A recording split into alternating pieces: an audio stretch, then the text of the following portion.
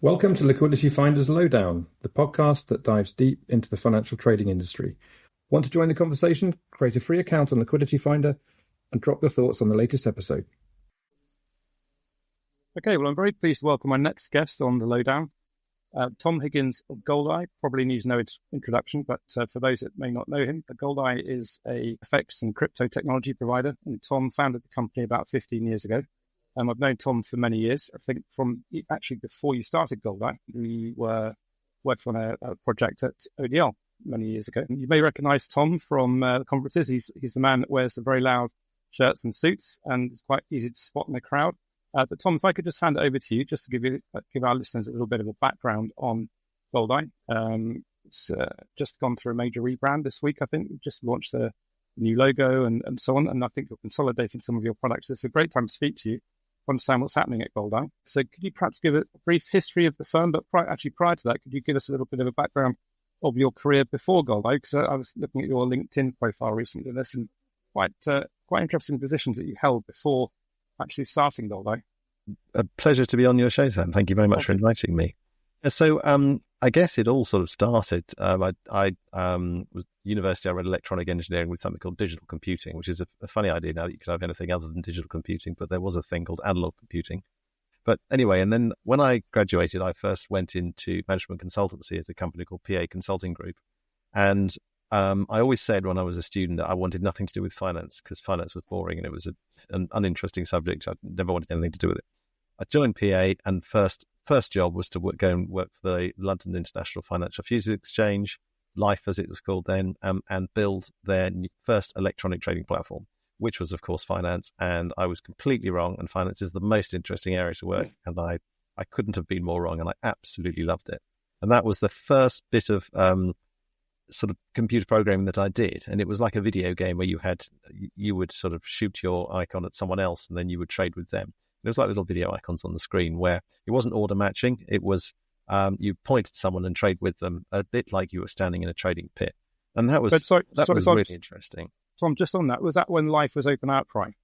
Yes, it was. It was when for 15 years LIFFE was an open outcry market. So what you had is you had a pit with traders in different coloured jackets in it, and they would scream and shout at each other. So people would signal to them from the edge of the pit saying what their client wanted to buy or sell. So say they were buying, I don't know, some financial futures product. I also worked at IP for oil, so Brent crude oil. So there was some sort of financial futures product, some interest rate derivative.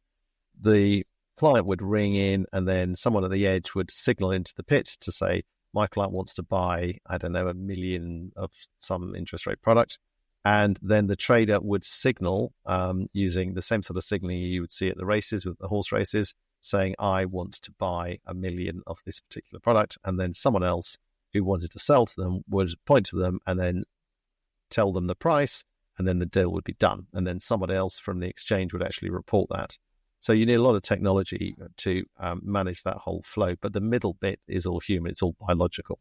So they realized that this is quite inefficient and actually almost impossible to scale to a really big size. Some of the pits in the States, so the CME and the CBOT, were absolutely massive. And you'd have a couple of hundred people in a pit all trying to trade the same thing at the same time, which is impossible. You just couldn't do it. So there were different markets going all at the same time for the same product, which is not what it's supposed to be doing.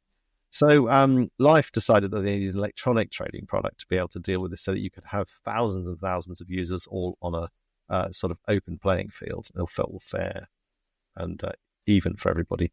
So I was brought in to write this platform with a team from PA. We wrote this application, and every trader appeared as a little icon, and it would light up different colors depending on what you're buying or selling or what you were doing.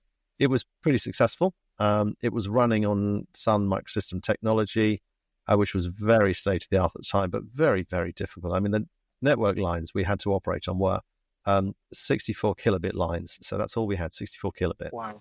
To do everything, to do all the trading, price discovery, and absolutely everything had to run over that. So it was really hard to sort of squeeze what you needed through that network. And that was really, really expensive. So I sort of went from there and then joined the International Petroleum Exchange and did a similar thing there, really, and put all of their automation in. They still had the trading floor, so it was more automation to support the trading floor around that. They didn't remove the trading floor for a little while. Then I actually went back to Life and worked on the Life Connect team, which was the full order matching platform. So built the platform that really got rid of the trading floors. So it's a bit of a sad day to see the trading floors go, but the scale you could get with order matching is absolutely massive. So there's no sort of limitation on that side of things. And then really moved into a sort of a different world and moved to Reuters, where I was looking after the it was that they would collect accounting information and brokers' morning notes from lots and lots of brokers all around the world. And then they provided the technology to normalize all that data and then send all of that out. And it was completely different sort of thing to what I was used to. And I really wanted to get back into trading. So after doing that for a few years, left there, and then went into a company called ADM, which was Archer Daniels Midland. Exactly. And its ADM ISI was the trading part that was added on the side of it. So originally it was a grain producer in the States, and they had so much foreign exchange that they needed to do that they added this sort of trading functionality on the side, and ended up being an entire trading company, nothing to do with the grain processing in the States. So did some FX work for that, and then realized I really, really liked the FX world. It was just really, really interesting. So then moved into foreign exchange completely. And so that's when I left there and I joined ODL Securities as the Chief Technology Officer, which is where we met. So when I joined, there were about 30 people. It was very small. There was very little technology, and my job was to sort of build the entire platform base for this so that you could extend the retail trading out to hundreds of thousands of users. And then when I left there were quite a lot more people and enormous amounts of trading. It was considerably larger than it had ever been at all. That was 2008, so it's an interesting time, and I was pretty keen to sort of start my own business, and I'd done an MBA. So after I'd done my first degree, I then went back to City University Business School, which is Napple Bay's business school, and did an MBA focusing on finance because I was really interested in that area. And that once you've done an MBA, you get really itchy feet. You want to go and start your own business. You want to do something yourself. Imagine. You just sort of have the drive. And so that's when I started Goldeye, initially in retail foreign exchange, providing some consultancy. And then I realized pretty quickly that we needed to provide some technology because it was around the MetaTrader 4 trading platform. But on its own, it really didn't do anything. You had to surround it by liquidity providers, risk management, all sorts of other things. And so it really grew from that to what we are today, which is a full liquidity management suite of platforms and risk management, money management tools as well. Yeah. Thank you for that, Tom. So our last guest on the podcast, so I said to him that he was an early adopter of digital assets and crypto.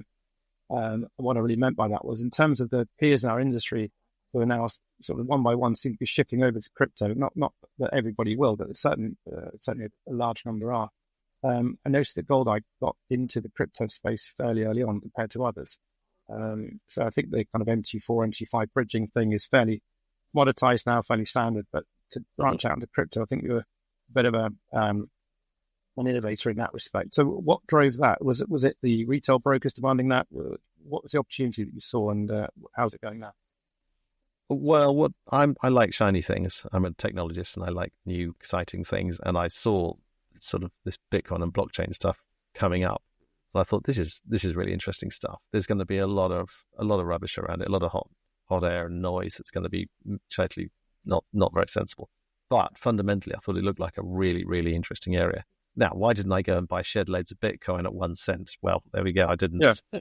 I know a few people who did who are now relaxing on an island that they own, but it's not quite like that. So I thought it was really interesting. I thought, what markets need is they need some innovation and something new all the time. Otherwise, they stagnate. So we got very early involvement, probably 8 or 9 years ago now, in the first crypto exchanges, things like Mt. Gox, Poloniex, and stuff you don't hear mentioned nowadays, and a lot of ones that have gone. And we provided a feed, an aggregated price feed only, so non-executable, just a price feed for somebody who wanted to see what the average price of Bitcoin across all the exchanges was. And to get a reliable feed, we needed 9 exchanges because they were so unreliable and they had so much latency and so many problems that we had to get source from so many places and bring it together to get a reliable feed, which was quite extraordinary, really. And then the idea was we were going to add trading and bring that in, but I thought this stuff is not growing up enough in these exchanges. They didn't even have phone numbers. So if you wanted an account, you had a trade break, there's no one to talk to. And this is not how the world works. You needed to be able to deal with a trade break instantly and get on top of it so that no one was losing any money. So you had to have very, very good response times, very good service levels, which these exchanges didn't. So we sort of backed off a little bit for a year or so. And then another surge of interest came in cryptos, with the market makers coming in and the slightly more grown-up exchanges coming in. And so therefore we got involved with them, and we thought, no, this is probably viable. So we integrated with, I think, 27 market makers, of which most of them have gone now. There's quite a few different ones now, but most of those original ones have all gone. And a number of exchanges, again, which have sort of changed around a bit. But the big change happened, I think, when Hidden Road came along as the prime broker in cryptos. Is the one, I mean, there's lots of people who say they're prime brokers, but they're really the main one that's actually acting like a sort of institutional prime broker that you and I would know from the institutional TradFi world. So, providing the sort of netting services that you would get from a prime broker. Yeah. And because they've come from grown-up worlds as well, everybody sort of understands the space. So when they had larger players wanting to work with them, people got it. They sort of say, okay, I understand the segregation of responsibilities and duties. Someone is doing custody, someone is doing execution, someone is doing clearing settlement, and it's not the same person. Whereas the world that was occurring from Binance, I remember I was speaking to someone at Binance who said, well, we will own the entire crypto institutional market. There will be one market, which will be us. Every bank will deposit all of their funds with us. There will be no other custody. And I said, you're just wrong. You're coming from a very different world that doesn't think, the institutional world does not think like this. They will never trust all of their money with you. And they said, oh, well, this is before all of the CEOs went to jail. Everything is fine. There's no problems. And then, of course, you get Sam going to jail. Yes, you get FTX, and then you get other people going to jail all around the place. So, and then, of course, the institutions say, well, I can't have this. I can't do this. So they want something that's much more grown up. They want to have custodial wallets that are owned by proper custodians with normal rules, and much more like the traditional finance world. So that's where we're supporting the crypto industry. So our combined liquidity management product is called MatrixNet, and that applies across FX, CFDs, and cryptos, spot and perps. And for the crypto side, people don't tend to use the FX with it, but they can. That would tend to be either a number of exchanges for spot, or a number of different market makers for perps, or a mixture of the two. Some people are taking perps from exchanges and then providing them out to other people. So people use it to make markets into other places, and other people are using it to take, and some people are using it for both. Well, thanks. So when I speak to crypto liquidity providers or prime brokers, I mean, using that term loosely, they all seem to be using crypto. Well, it's not crypto switch anymore, is it? It's a MatrixNet. Yes, so we decided to confuse the market terribly with this. So originally the product was called Matrix, and we created a marketing version of it called Crypto Switch. It's exactly the same technology. It had a different color, because we thought that and that we were right at the time. The pure play crypto industry did not want to be associated with traditional finance, and traditional finance did not want to be associated with the cryptos. When that changed, and actually, if you're in institutional cryptos, you want to have someone who's got experience and understanding of the traditional finance market to prove that you're not just a crypto bro. We decided that it didn't make sense because it's the same people, the same technology. And so we got rid of the Crypto Switch branding, and everything is now MatrixNet. So it'd be MatrixNet for cryptos, or MatrixNet for FX or CFDs or whatever. So I have to say, I think the market's going to take a little bit of time to change the terminology, because I keep hearing Crypto Switch, but yeah. From now on, I'll let you use it if you want, Sam. Still on the website. Thank you. If you go to the cryptoswitch.io, it still forwards to our Goldeye website. So okay. So let's have use that. Talk about your recent rebranding. What was the thinking of that? Because the Goldeye previously that I saw was very strongly branded, and I'm not saying this one isn't, but big, strong yellow colours and very distinctive. What was the idea behind rebranding? It's always a big thing to do. Yeah, so we've had the same logo for a long time, actually. It originated when I started the company. It was actually 16 years ago, last month. And I was sitting at our kitchen table thinking, what should I call the company? I looked down and I saw my cat that had very sort of yellowy coloured eyes. And I thought, they're sort of goldy coloured eyes. And that gave me the idea for the name, but also for the logo. So the eye on the end of Goldeye used to be a little squiggle, which was the cat's eye. And most people don't know that. But it was getting a little bit tired after 16 years, and it was a very sort of round shape, which is not really in now. More sort of TV shaped and squared is the sort of the vogue. We also wanted to encapsulate the idea of MatrixNet, because MatrixNet is our core product. So the idea of MatrixNet is that it's multiple things coming in to the matrix part of it, multiple things going out. So multiple liquidity sources coming in for aggregation and routing, multiple liquidity sources going out, so feeding into different trading platforms, different screens, also, whatever you want. So multiple in, multiple out. That's the matrix side of it. The idea of MatrixNet is because there are multiple matrix installations that all talk to each other.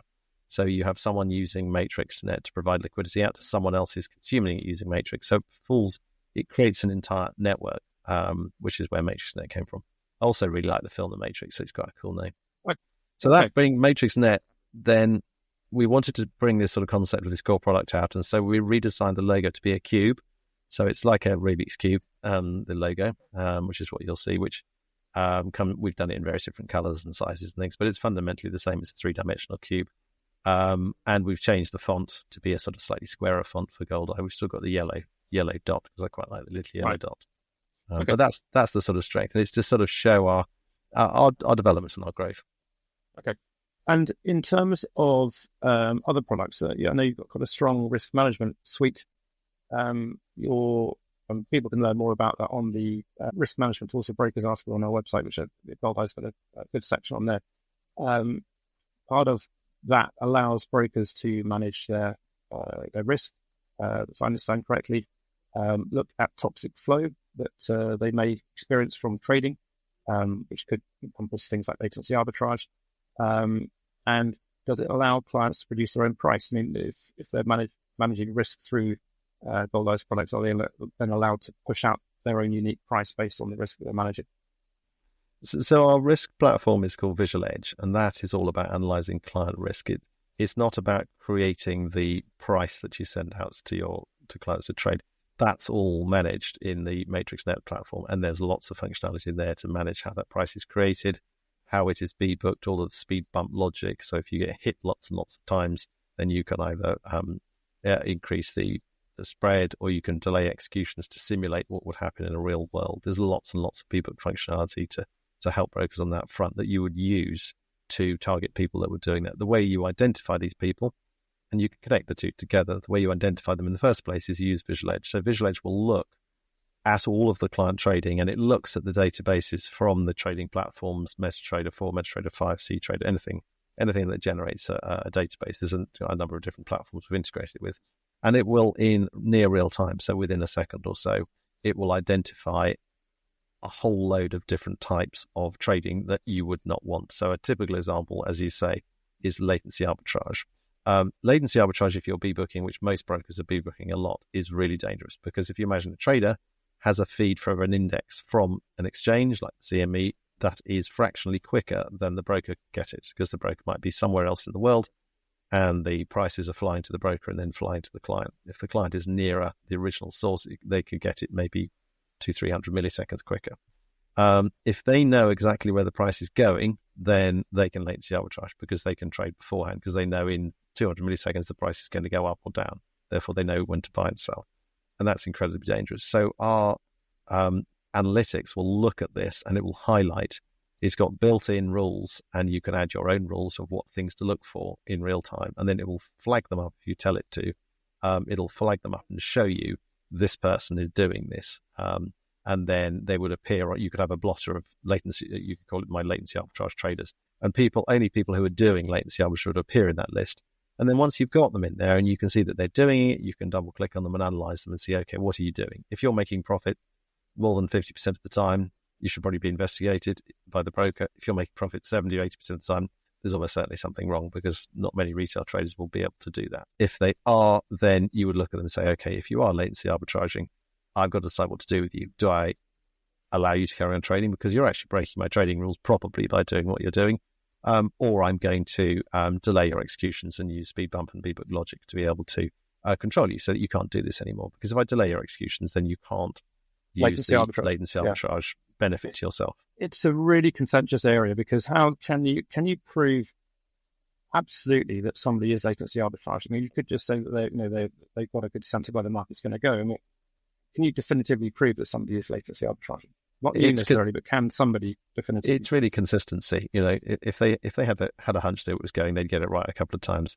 If they're getting it right thousands of times, every time there's a price move, there's no way that they're that smart generally. There's something else going on, some other source of information that they've got that maybe they shouldn't have or is against your trading terms.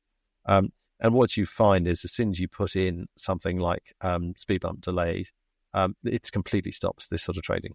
So if someone is doing that, they know there's no benefit anymore to them, so they stop. If they were doing it legitimately, then they would ring up the broker and say, I'm trading legitimately and you're stopping me. I've never seen that happen. Yeah.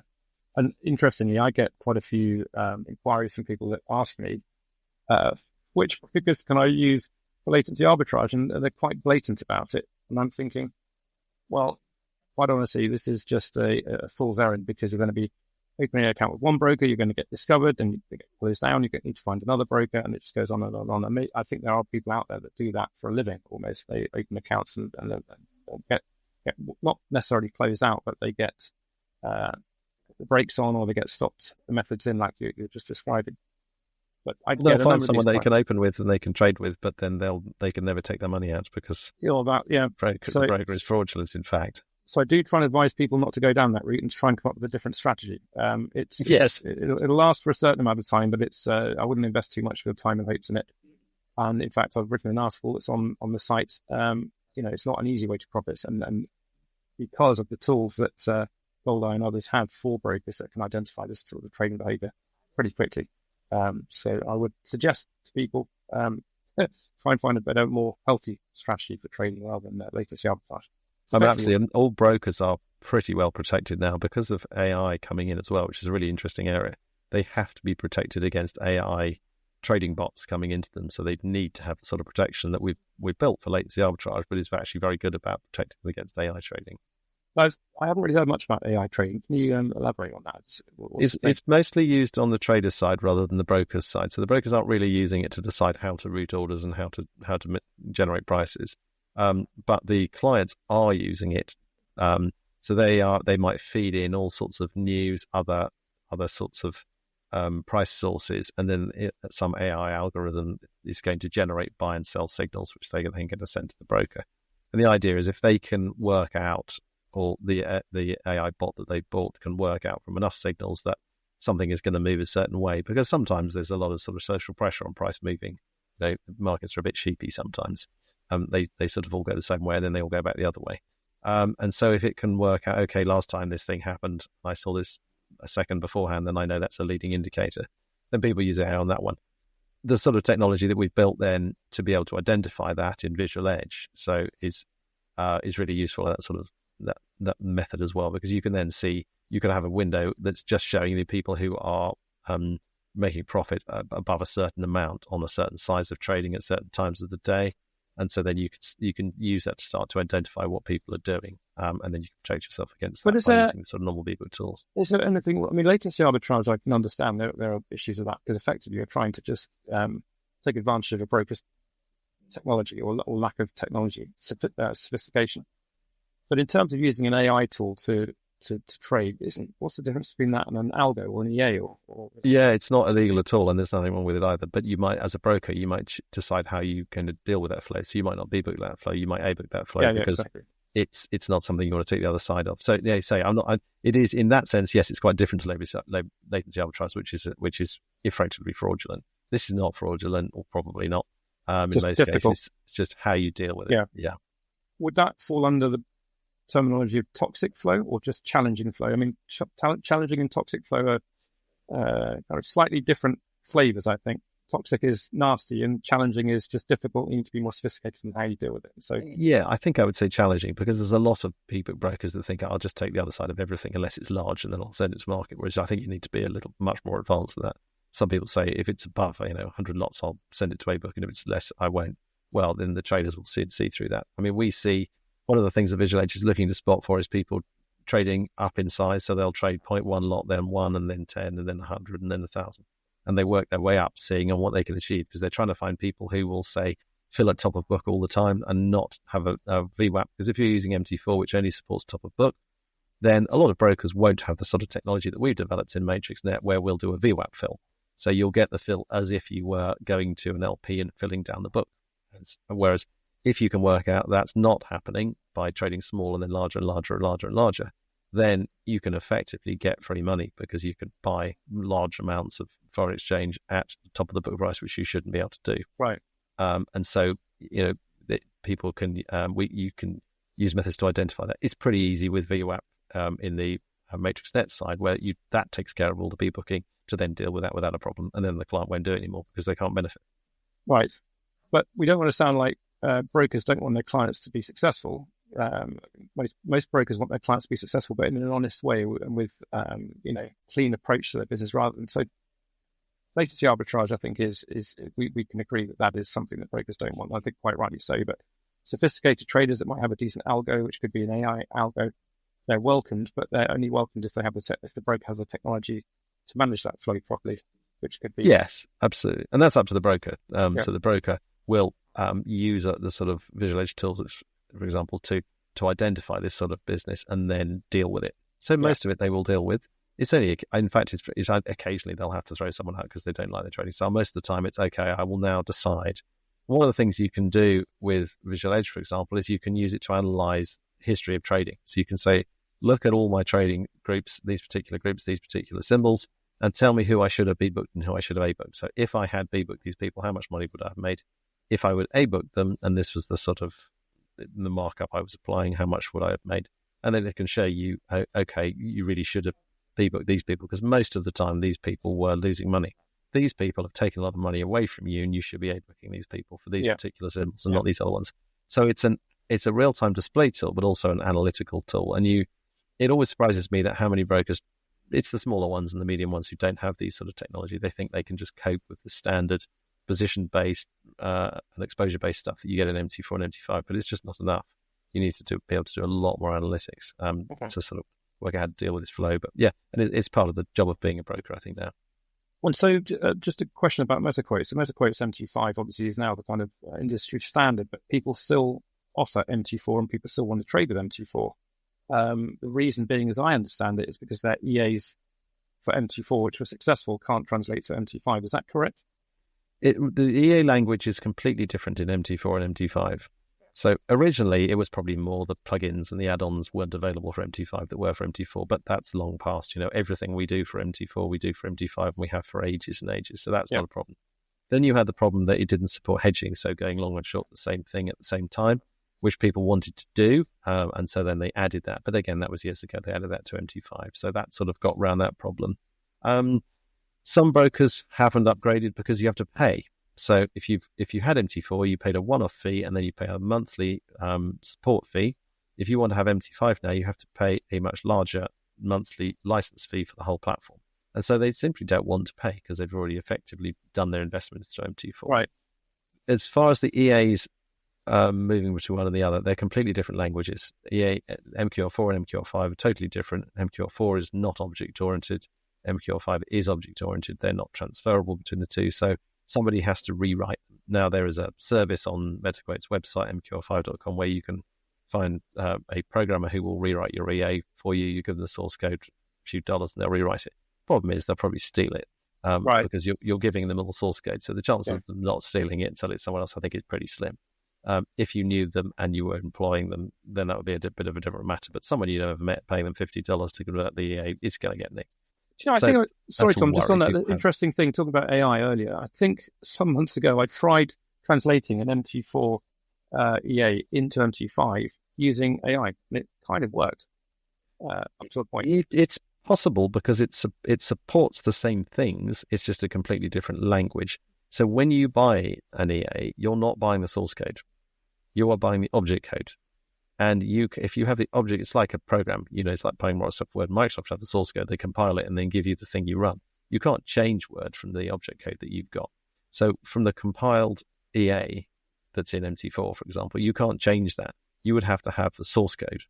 Right. And then you could, and I suspect some of these people who are charging not very much money are probably using ChatGPT various AI tools, Copilot things to be able to do that, because it's very good at that sort of thing, because it knows, oh, well, if you do this sort of functioning with these variables and these indicators, this is the way you can do it in MT5 and MQ5, and so you can do the same sort of thing. So you can actually do that, but say most of the time when you bought your EA, you don't have the source code, so that option is not available to you unless you were the creator of the EA in the first place. So correct. If then you will are, have the source code. Yeah, so if you're an EA writer for an MT4 EA, it's pretty likely you've got an MT5 version of that EA anyway, because you're clever enough to create the MT4 one. But if you're a user of that MT4 EA, you would have to go back to the producer of that and perhaps buy the MT5 version. So yes, you would. Do you think MT4 is going to hang around for a lot longer, or is it gradually being eked out of the? It's gradually. I mean, anyone we know of size is running MT5, and all the new businesses going on MT5. So it's a much better platform. It's much more scalable. It's much faster. Limitations. It doesn't have the limitations that MT4 has. MT4, you can only have 1,024 symbols. I think I can't remember how many groups, either 256 or 512 groups, 24 security groups. There's limitations absolutely everywhere. It's not a 64-bit application. It's only 32 bits. So it can only use 4 gigabytes of RAM. Therefore, it's very limited on how much you can do with it. Whereas a 64-bit app like MT5 can have up to 4 terabytes of RAM. So the scale you can make the system is considerably larger. It's a clustered system, so you can add more trading servers. It's distributed with history servers, access servers. It's a much, much better system. I think they maybe should have made the graphical interface look more different, because if they'd made it look really quite different and much sexier, it would have been more obvious that people should upgrade to it, because it looks very similar. I think people think, well, I don't really need to, because the client experience doesn't look, if you just look at the basic screen, doesn't look that different. Well, quite frankly, there's an awful lot more going on under the hood. It looks a bit 1990s, dare I say it still, to be honest. It could be a lot prettier, and maybe that's coming. Yeah. So, but interestingly, I get inquiries from people looking for an MT4 license. So there still seems to be demand by brokers to get an MT4 license from somewhere, which is increasingly difficult to do because of MetaTrader won't allow you to transfer. There are certain restrictions on transferring an MT4 license to another broker, as I understand it.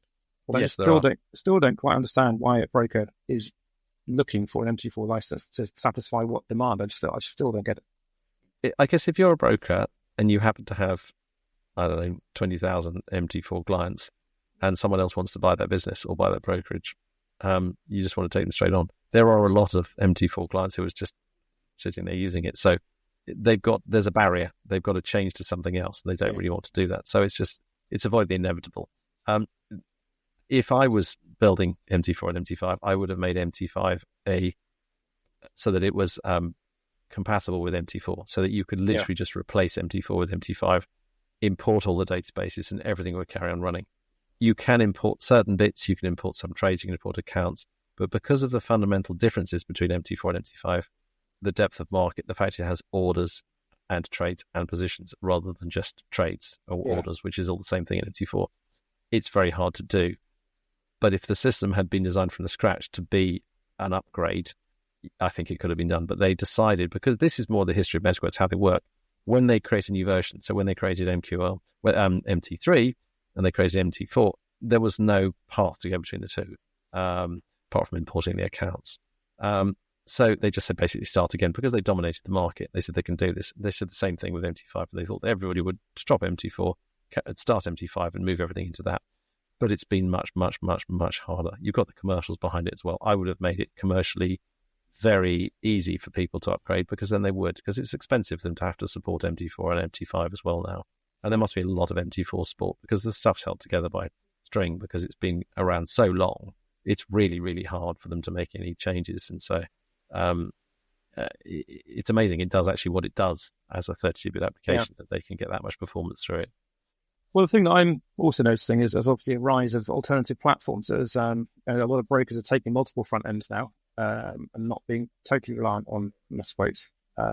This isn't having a dig at MetaQuotes, but the market seems to be demanding perhaps a more modern-looking front end. That could be the reason I don't know, but we've got DevExpert, we've got CTrader, we've got MatrixNet Technologies, and probably some others, and forgive me if I've forgotten your names there, but there's a whole suite of new front-end platforms. And obviously seeing on top of all of that, you've got TradingView, which is where most brokers kind of want to end up because they've got a huge audience. And MetaQuotes, as I understand it, they don't allow their brokers to connect via MetaQuotes to TradingView. I know they're probably getting to an area that's quite contentious. But other platforms are much more open about that and allow that to happen. Yes, it's moved from the world where MetaQuotes dominate almost entirely, absolutely everything, to the point where they're still by far the majority of the platform provider. But there are other platforms around the edge that are serving other needs, that are doing other things too. And TradingView is really interesting because it's very, very different. It doesn't really have any analytics.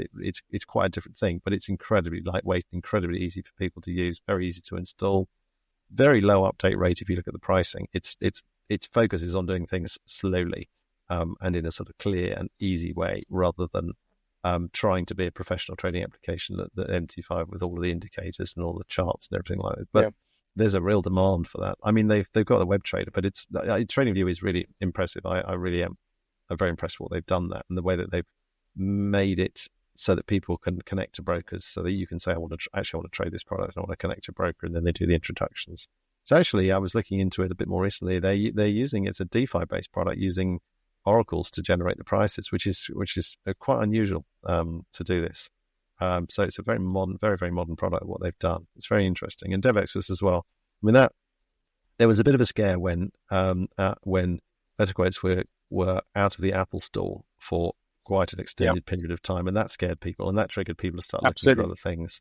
And I think that was the sort of beginning of people to start looking at other platforms. And we did see a higher demand for DevExpert, CTrader, and other platforms. When they went back in the Apple Store, quite a lot of that stuff didn't go through, and people were still then buying, because it's still, if you look at it, it's still a very cost-effective product compared to quite a lot of other markets. Yeah. But I've always warned everybody, never be complacent. If you're number one, never sit there and be complacent that we're number one and we will never be deposed, because you look at Nokia, BlackBerry, Motorola, IBM, the PC world. I mean, there's so many who've been deposed who were totally dominant and lost everything.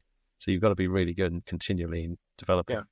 So when I hear a new broker setting up, it's almost a default that they want to go to MT5. In fact, some brokers are coming to me now saying they actually want to be on TradingView. That's the kind of end result. But there's quite a lot you've got to do to be there. You've got to be, first of all, regulated in a let's say, call it a tier 1 territory. That's one thing. I think TradingView are quite open about that. But also, if you're looking to be a MetaQuotes broker and you want to be on TradingView, those two things don't really match up with each other.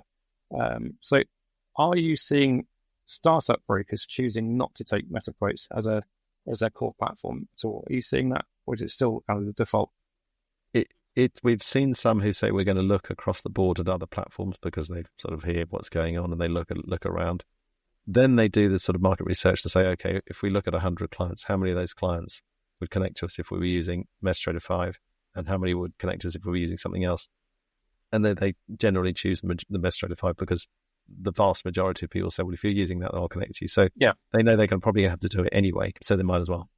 So do you mean for client acquisition? So if you've got a pool of traders out there that are used to MT5, it's easy to acquire them as a client of your broker because it's a familiar platform. Is that absolutely? They can just slide straight across and they know exactly how to use the tools. If you had a new market of people who weren't trading and wanted to do basic stuff, then something that is more simple web based, and that might be applicable for certain markets in the world, certain geographies, then something else might well be applicable. I think you need a couple of platforms for the different sort of clients you're going to have. So a typical thing we see is someone will come along, they'll install MatrixNet for all of the price generation, all of the B-book management, all of the DR facilities, so that you've got failovers in case there's a server failure or anything like that, the LP failover, all that automatic stuff, and then feed that into as many different upstream platforms as they like. So they'll feed that into MT4, MT5, TradingView, CTrader, and then they have the choice of whatever they want to do. So they can have a common shared risk management with Visual Edge. They can have a common price generation component where they set up all their spreading and all of their coverage rules and all that sort of stuff, or algorithm rules. And they don't have to worry about that. And then the front end platform is really just taking care of the doing the margining on the particular clients and managing the account balances for each client's statements and that sort of stuff. Okay. And if a broker has Visual Edge or Matrix, but there is an LP that is not connected to Goldeye, is that an easy job to do? I mean, creating an API connection from a new LP to you, is that fairly straightforward? Absolutely. I mean, we have a team that's just doing integrations all the time. Now, in FX, it's incredibly rare you'd find someone who has a technology that we haven't integrated with after all this time. Occasionally, you find some people who've got something new, and then we'll do an integration with them. Crypto stuff, we're doing more now because there's a few more coming out that are quite interesting. It takes us a couple of weeks to do an integration.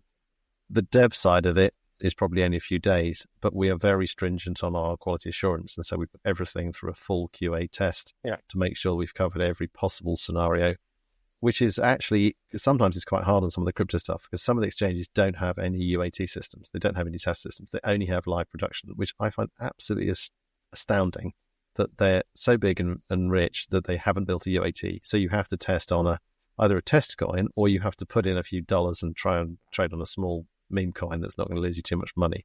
But which is a little bit strange. Whereas FX, it would always be assumed any FXLP will have a full UAT system that you can do full regression testing against to make sure you've tested everything is working exactly as you expect. Because it's the edge cases that will always bite you, like partial fills and rejections and things like that. Well, I think they're going to learn from the experience of people like you and others that come to crypto from the FX world how to behave a little bit more. Because I think in terms of the institutions that I speak to, they're rejecting liquidity from the exchanges now because they just don't know how to manage liquidity. They don't know how to manage the relationship with institutional kind of players, even though they seem to be setting up institutional divisions within their exchange to try and appeal to the institutional market. They're going to go through this learning process from people like you who can educate them on how to really operate in the institutional space. So I get a sense that it's the market makers and the let's say the bigger brokers who have now got crypto divisions who are kind of leading the charge, and these established retail, effectively crypto exchanges, are going to have to catch up with what's already developing in the institutional space. So a lot of, as I said before, a lot of the peers from the FX industry that have moved into crypto are now establishing more mature crypto land, let's say, than there was before. And it sounds to me like you're helping to make that happen. Yeah, there's a few things we sort of do in that area. So things like WebSockets versus fix. In the crypto world, WebSockets is standard and it's the way they live. In the traditional finance world, it's fix. And so we have to bridge those two. So you can either consume all the liquidity from MatrixNet using fix or WebSockets, and you can connect to liquidity providers or exchanges using WebSockets or fix. So we quite happily operate in either world. So if you had somebody using a traditional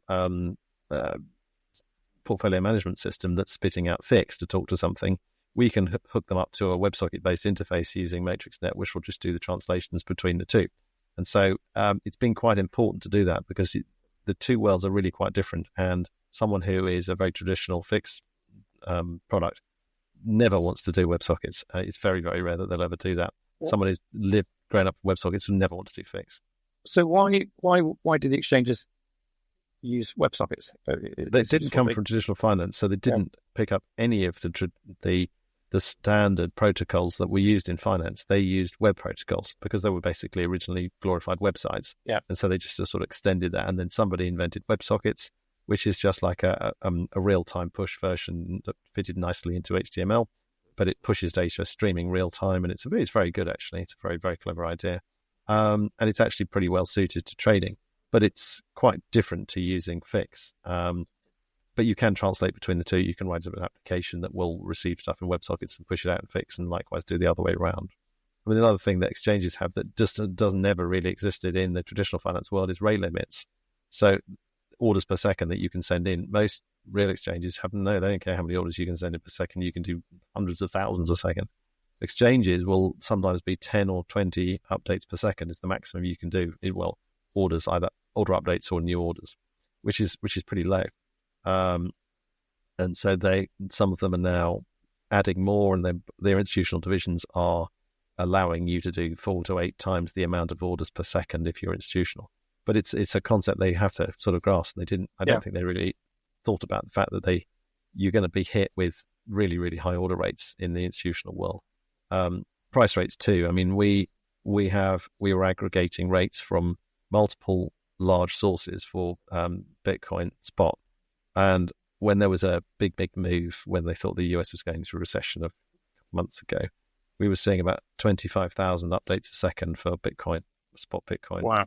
And then we have to put that through our technology to throttle that sensibly so that we can send it out at a rate that you can actually consume it at, because that's ridiculous.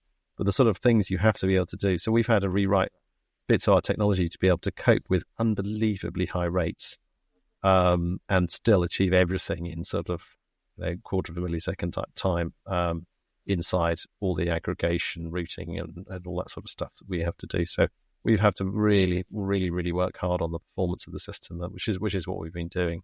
Well, it sounds like quite an achievement. 25,000 updates a second, and to make that still executable with no latency. You can't add any latency at all. That's the idea. So yeah, it's a challenge. We've actually used game developers a lot for this, because game developers are very, very good at high performance coding. They tend to be C++ developers, which is what we use, but they're also very, very good at squeezing every bit of performance out of a CPU, because that's what you have to do in gaming. Brilliant.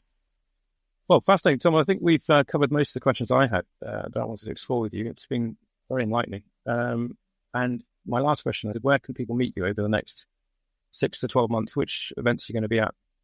So I'm going to be at the London Summit, so Finance Markets London Summit, speaking on a couple of panels there. I haven't been given all the details of that yet, so you can see me on the stage on a panel, and we have a booth there as well, so you'll be able to come and have a chat.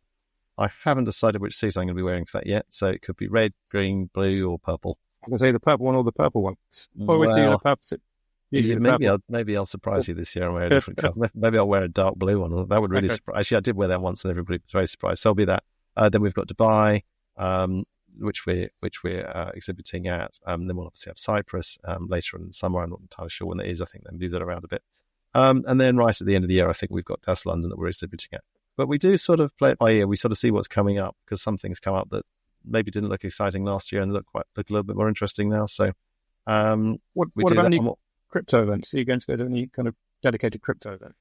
We will be planning those. I haven't decided exactly yet which ones they are, because some of them are just full of solicitors and there's a lot of talk. It's a bit of a talking shop, and they're sort of kicking the tires and deciding when they're going to go into it. And other ones are for more investors. So there's been a few that are a bit funny. It hasn't really sort of found its feet yet on the institutional crypto side. Yeah.